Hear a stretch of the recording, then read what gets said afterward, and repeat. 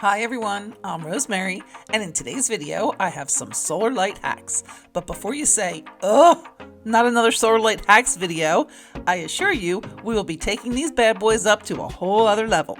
Not only with new, never before seen designs, but also tips on how to max out the light your solar lights give to make them brighter and more luminescent. But like anything, before you can go next level, you have to stand on the shoulders of giants, as they say. So shout out to all the outstanding YouTube DIYers who have already given us so many fabulous solar light hacks over the years. And as for the brightening tips, well, shout out to science. In addition, we have to give props to Dollar Tree and other retailers who have really stepped up their game, giving us new, fantastic options to work with. But for the first few hacks, we will be using traditional solar lights, as those are the most widely available, but we'll have plenty of hacks using the new varieties a little later in the video.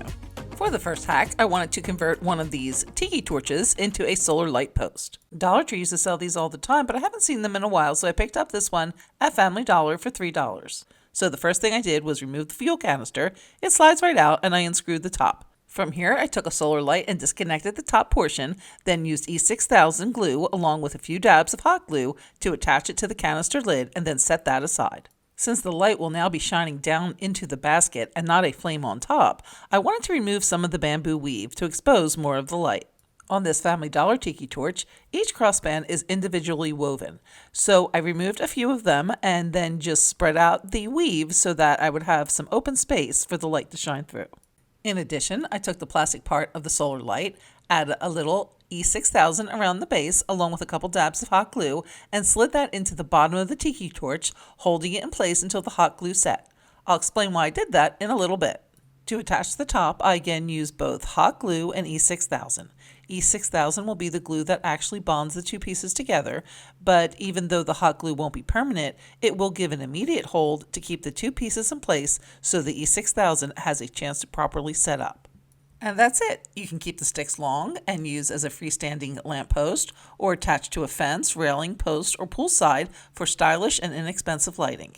Alternately, you can cut the post down with a saw to create tropical vibe path lights or decorative lights in the garden or in potted plants. And now, keeping that tropical summertime vibe going, here is another solar light hack using a tomato cage, bamboo skewers, some nautical rope, a Dollar Tree wire basket, and of course, solar lights. And the first thing I'm going to do is to remove the spikes from the bottom of the tomato cage using wire cutters. Now, if you have strong enough cutters or hands, it will snap right off. If not, do like me and just score with the cutters, then bend back and forth to snap it off. Now, I did pick these up at Lowe's, and they do come in 3 different sizes. I have the medium size one, which is about 42 inches tall. And I did have this one for a few years actually, so some of the soldered parts had come apart, so I had to repair them with some duct tape. So that's just a good idea to know if they do start breaking off, because they do break off pretty easy. Just wrap them up with some duct tape and you'll be fine. Next, I'm going to take the wire basket and zip tie that to the top. To give the cage a uniform color and give some protective coating to that top basket, I'm going to give the combo a coat of spray paint. As for the bamboo skewers, I wanted to give those a little color too. So I'm going to wipe those down with some stain, and I'm using the color Golden Oak here, and I'll do 2 packs of the skewers for a total of 24. While those are drying, I took some of the nautical rope, and I was going to separate this thicker Dollar Tree one I had into 3 strands. Then I remembered I had this whole roll of one on hand, of a thinner one on hand. So either way, I wanted to wrap the rings on the cage. I'll attach with some hot glue and then wrap the rope around, adding a little more glue every 4 or 5 wraps. This is a little cumbersome up here at the top since the basket is here, but it will wrap more freely on the other rings. And then here it is with the first ring finished, and then here it is with all the rings wrapped. Next, I took the bamboo skewers and I did snip off the very tip of the point and attach them to the cage. I'm going to use both hot glue and Titebond glue. I'll start by first attaching a skewer at each of the vertical bars on the cage, attaching the skewer on the rope. This will create 3 sections, and then in each section, I'll put a skewer in the middle, then in the middle of those 2 sections, and then the middle again, so that each section has a total of 7 skewers, then repeat for each section. And here is what it looks like with all the skewers attached. To add the lights, I used E6000 and again detached the light from the pole and stake and glued it to the top of the basket. I then left the lantern in place until the glue set. And then you can see how well using 3 lights really lights up this large, almost 3-foot lantern. And that's the first tip. To increase the brightness from your solar lights, just add more. Okay, so we really didn't need Einstein for that one. But here is an easy upgrade hack that is based on science. Since the light is shining straight down into the opaque and somewhat dark colored deck, a good percentage of the light will just be absorbed into the surface. To reflect the light and keep it in the space, I can place this shiny faux silver charger from Dollar Tree underneath. Then, like magic, the light will bounce off the smooth reflective surface and will have the effect of making the lantern brighter and more luminescent. And so brightness tip number 2, add a reflective surface. That's also why I wanted to add back the plastic piece to the bottom of the tiki torch. If you take a look inside that piece, you can see that there's a reflective surface on the bottom. The purpose is to maximize the light reflecting back into this section. In addition, the plastic itself, as well as the facet cut surface, will also affect brightness and throw of the light. Here is the light without the base, and you can see how the light disperses. Then add the plastic cover, and now the light bounces back up off the reflective base, making the light more concentrated inside the casing and therefore brighter. The light is also bouncing out around the sides because of the plastic material as well as the faceted surface, and I'll explain why with this next hack. So here's a Dollar Tree sugar pourer. This is an excellent item to use to next level your solar lights. First of all, it has a metal top which we can repurpose to now make a reflective base by gluing it to the bottom. In addition, the body of the container is made of glass, and materials like glass and plastic are excellent refractors of light, meaning that they slow the light down and even bend it outwards. The ribbed design of the glass, like the facets on the solar light cover, will serve to further throw the light to give it further reach. So in effect, what we've done is replicate it but supersize the original casing. From here, I glued the solar light on top to create a cute little lantern by day, which packs a mighty punch at night. Can you believe that's the same little Dollar Tree solar light? Oh, science! And I do believe that is number 3 on our tips list. Use glass or plastic containers with faceted, ribbed, filigree, etc. surfaces. Oh, this is fun. Let's find some other options for ribbed surfaces, like these vanity or ceiling fan light covers.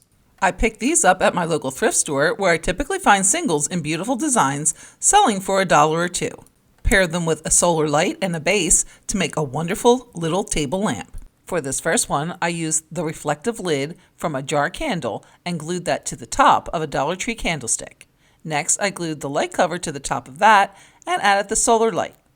And notice, I'm always removing the plastic from the solar light since I'm recreating the reflective, refractive, amplifying conditions in the larger container, so I want the light to spread, bounce off the larger reflective surface, and then fill the larger container, not to be confined in that original casing.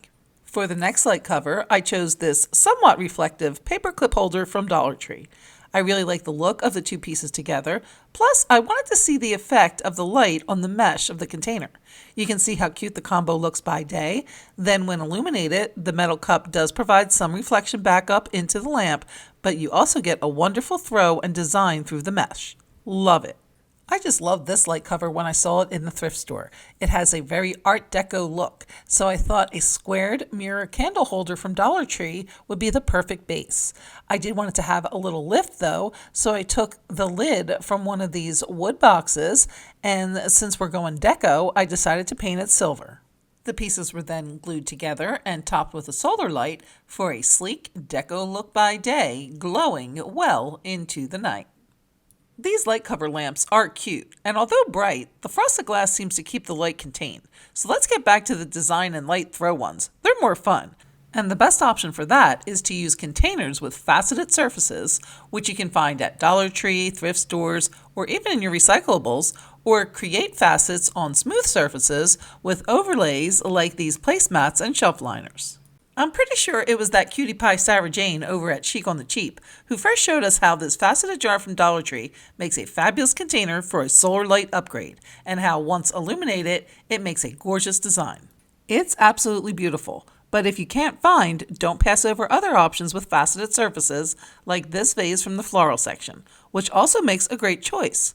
Use a mirror or another one of those reflective lids from a jar candle for the base, then flip the vase upside down and add a solar light to the top. By day, it creates an elegant silhouette, and by night it creates stunning angelic wisps and patterns. Another way to get great light designs is to add a filigree cover to a smooth surface container using items like placemats and table runners, and I picked these up at Walmart. I simply cut them to size and then wrapped around a Dollar Tree cylinder vase and hot glued in place. Since the vase opening was too large to hold the solar light in place, I cut strips of the material, then glued and wrapped it around the light until the light fit snugly in the opening. You can leave as is or place on top of a Dollar Tree candlestick for some added height if you like. Then, once it's dark, the light show begins. Wowza, what a great solar light hack. And then here it is with the gold cover, and then again at night. Super easy to do with a super impressive result. The best kind of hack. Now, if all this glass makes you nervous, especially in outdoor spaces, plastic choices also abound and make wonderful solar light upgrades. This Sam's Club sized Downy Unstoppables container is one of my favorites. Its height and width are the perfect size to maximize the 2 lumens coming from the solar light, and the faceted designs along the sides makes for a stunning throw.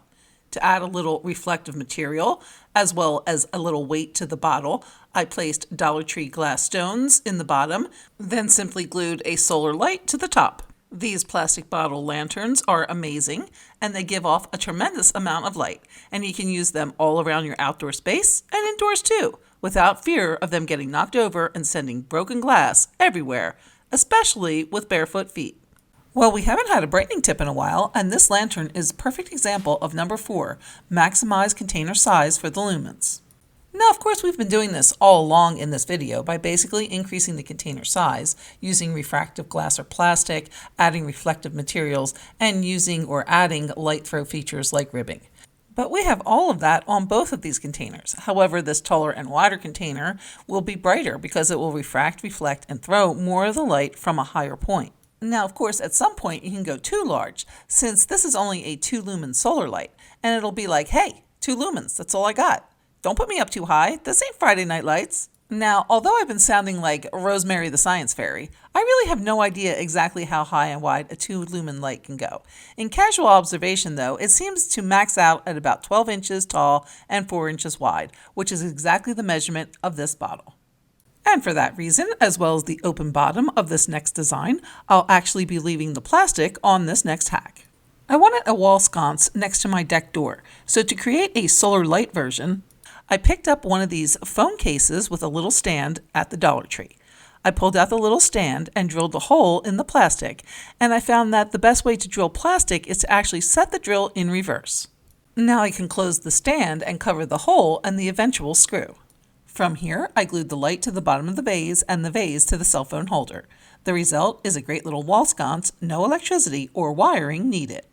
Another great option for this sconce is to use one of the Dollar Tree's new modern solar lights. It looks great and can be attached the same way using E6000 glue on the sides then attaching to the inside of the vase. Modern lights can also get a quick and easy upgrade with the filigree wrap like with the placemat material used earlier. Just cut a piece, wrap, and glue in place. But my favorite way to use these has got to be removing the bottom piece and gluing 3 of the lights to the middle of an acrylic tray. I got this one at Family Dollar along with an acrylic bowl, which is the same one they sell at Dollar Tree. I flipped the bowl upside down and then glued it to the tray. And it's also a good idea to seal it with some silicone because the idea here is to use it as a floating light in a pool. Oh my goodness, I love this. I don't have a pool, but my neighbors graciously let me film in their hot tub. But if I did have one, this would definitely be in it. It's too cool. Another floating pool light option would be to use a frisbee from the toy section with these solar step lights. Glue 3 to the bottom, then top with an acrylic garden bowl from the floral section, gluing and sealing as before. Oh my goodness, how much fun. I think I like these ones even better. And then here's a little version using one of these starfish pool toys and one of the step lights. I'm thinking that you can seal around the light then attach to the starfish. Not sure how waterproof it'll be, but it sure is cute. Another new light Dollar Tree has is this cool color-changing kind of lava lamp one. For a fun little upgrade, I took a splash ball catcher net from the summer toy section and then detached the net, pried off the handle with a screwdriver, and spray painted the piece with some silver paint. Next, I zip tied the frame to one of the lights. I used the stake to stick it into a potted plant for a decorative touch that lights up the night. And I have multiple more ideas for these and the other new lights, but since I'm trying to keep to my Sunday night post schedule, I am plumb out of time. I could do them in an upcoming patio and deck video, so comment solar lights in the comments section if you'd like to see more. If you'd like to see more outdoor and summer decor ideas, check out this video here. Thanks so much for watching, and we'll see you next time.